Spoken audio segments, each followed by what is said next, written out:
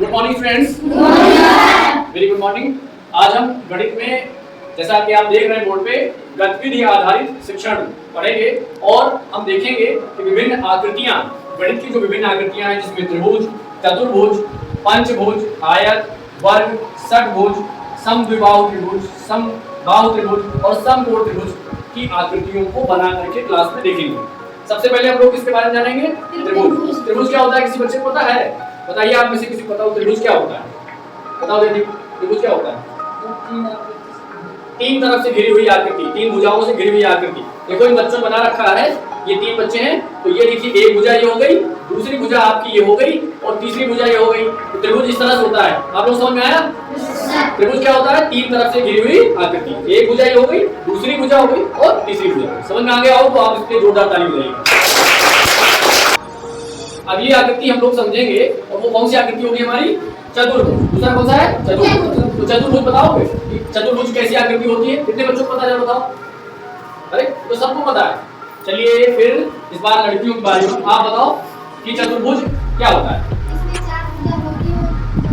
ये सही बता रही हैं? इसमें चार भुजा होती है। सही बताया इन्होंने, जिसमें चार भुजा होती है उसको हम क्या कहते हैं? चतुर्भुज। तो अब हम चतुर्भुज बना करके देखेंगे कि चतुर्भुज किस प्रकार। सब लोग तैयार हो देखने के लिए? अच्छा लग रहा है? आइए हम देखते हैं कि चतुर्भुज किस प्रकार से होता है। अब हम आपको बना के दिखाएं? सब लोग देखना चाहते हैं? चलो बच्चे बेटा आप आ जाओ और चतुर्भुज बना के दिखाओ। कैसे बनेगा चतुर्भुज? बहुत अच्छे, बहुत अच्छे, बहुत अच्छे, शाबाश। बन गया चतुर्भुज? कितने लोग समझ में आ रहा है कि चतुर्भुज बन गया? हाथ उठा बताओ। चतुर्भुज बन गया ना? क्या होता है चतुर्भुज? देखो इसमें कितनी भुजाएं हैं? 1 2 3 और 4। तो चार भुजाएं हैं अगर, तो उसको कौन सी संरचना कहते हैं? आकृति कहेंगे? चतुर्भुज कहेंगे। चतुर्भुज कहेंगे ना? समझ में आया सबको? बहुत अच्छा। अब छात्रों अब हम पंचभुज को देखेंगे और पंचभुज में 5 भुजाएं होती हैं। आइए हम देखते हैं कि पंचभुज किस प्रकार से होता है। देखना चाहोगे सब लोग? Yes sir. तो किसी को बुला लिया जाए। चलो आप आ जाओ बेटा। और पंचभुज बताओ कैसे बनेगा? 5 भुजाओं वाली आकृति कैसे बनाओगे? 5 भुजाएं बन गई भाई। कोई गिन के बताए कितनी भुजाएं हैं इसमें? 5 भुजाएं हैं। देखिए भाई 1 2 3 4 5 भुजाएं बन गई। Yes sir. यानी पंचभुज हो गया। Yes sir. पंचभुज में 5 भुजाएं होती है। जरा सा ताली बजाओ उस बच्चे के।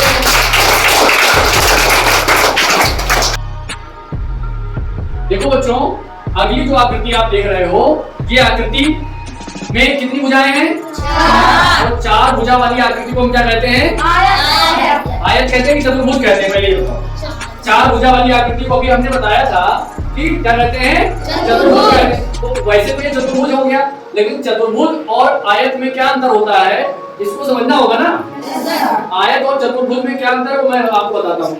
आयत जो होता है उसके आमने सामने की भुजा तुमको बराबर दिख रही नहीं दिख रही है? yes, ये वाली ये भुजा आमने सामने की भुजा है और ये आपको सामने दिख रही बराबर? yes, इधर वाली भुजा, ये वाली भुजा और ये वाली भुजा आपको बराबर दिख रही है? yes, तो आयत में आमने सामने की जो भुजाएं होती है वो क्या होती है? बराबर होती है। देखिए इधर से दिख रहा है ना? चतुर्भुज की जो आकृति होती है उसमें चारों भुजाएं अलग अलग आकार की होती है, अलग अलग साइज की होती है, उनका जो नाप होता है अलग अलग होता है। लेकिन आयत में जो होता है आमने सामने की भुजाएं क्या होती है? बराबर।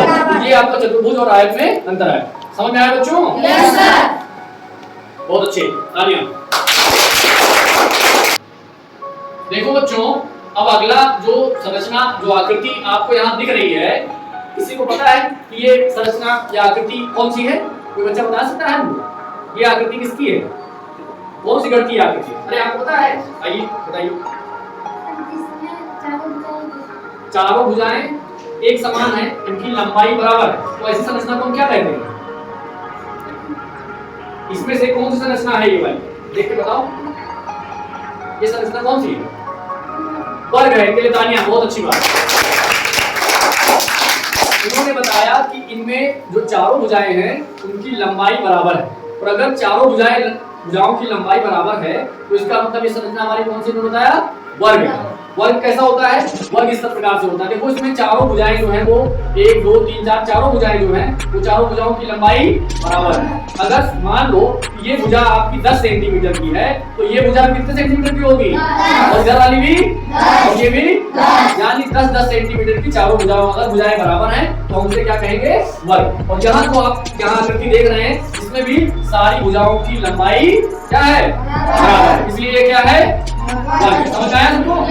समझ में आया हो तो ताली बजा करके बताओ।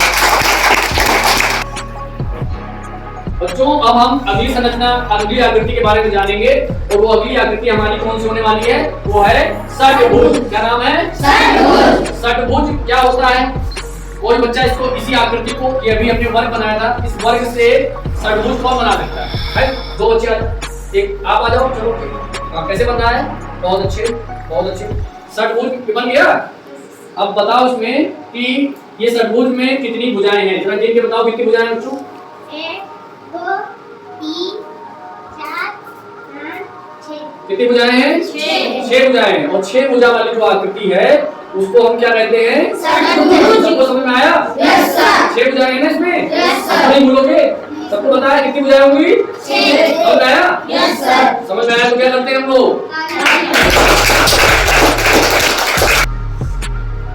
देखो बच्चों अगली जो आकृति आपके सामने बनी हुई है वो आकृति क्या है? त्रिभुज। आपको हम पहले बता चुके हैं त्रिभुज में कितनी भुजाएं होती हैं? 3 भुजाएं होती हैं। कितनी भुजाएं होती हैं? 3। और ये भी त्रिभुज दिख रहा है ना? Yes sir. अच्छा अब त्रिभुज में कई प्रकार हैं, ये कौन सा? इसमें आपको जो तीनों भुजाएं हैं क्या वो बराबर दिख रही हैं? Yes sir. अगर किसी भी त्रिभुज में तीनों भुजाएं बराबर यानी उनकी लंबाई बराबर है तो ऐसे त्रिभुज का क्या नाम हो सकता है? क्या नाम होता है? समबाहु। समबाहु सम मतलब बराबर, बाहु माने भुजाएं, यानी ऐसा त्रिभुज जिसकी तीनों भुजाएं क्या हो? बराबर। देखो ये भुजा अगर 20 सेंटीमीटर की है तो ये वाली भुजा कितने सेंटीमीटर की होगी? 20। और इधर वाली तीसरी भुजा 20। तीनों भुजाएं कितनी सेंटीमीटर की होंगी? 20। और इसको हम क्या कहेंगे? समबाहु त्रिभुज कहेंगे। समबाहु त्रिभुज में तीनों भुजाओं की लंबाई बराबर होती है। अगर एक 20 सेंटीमीटर है तो दूसरी भी 20 सेंटीमीटर होगी और तीसरी। तो सबको समझ में आ गया? Yes sir. समझ में आ गया तो क्या करना है? देखो बच्चों अगली आकृति आपके सामने जो त्रिभुज की बनी हुई है, अभी हम आपको क्या पढ़ा रहे थे? समबाहु त्रिभुज। अब ये जो है त्रिभुज है इसमें क्या दिख रहा है? कुछ आपको दिखने बाहर से देखकर कुछ समझ में आ रहा है? क्या सभी भुजाएं बराबर हैं? नहीं सर। कौन कौन सी भुजाएं बराबर हैं कुछ देख कर बताना चाहेगा इसमें? आप बताना चाहोगे? क्या नाम है आपका? रवि। आइए रवि आ रहे हैं भाई, बहुत अच्छा। इसमें आपको कौन कौन सी भुजा में कुछ अलग से इस आकृति में दिख रहा है? क्या दिख रहा है बताइए?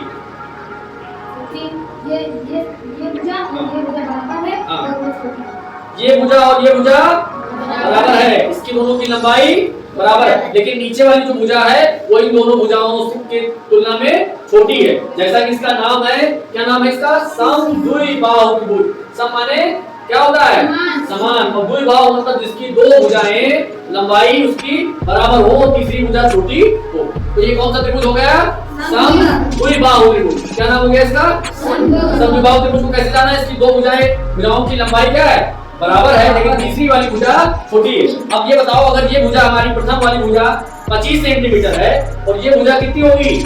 30। लेकिन वो वाली तीसरी भुजा कितनी होगी? वो 20 भी हो सकती है, 18। वो 20 भी हो सकती है, 18। यानी इससे छोटी दिख रही है और छोटी दिख रही है तो कम ही होगी। ठीक है? तो सही बताया उन्होंने? इनके लिए ताली बजाओगे?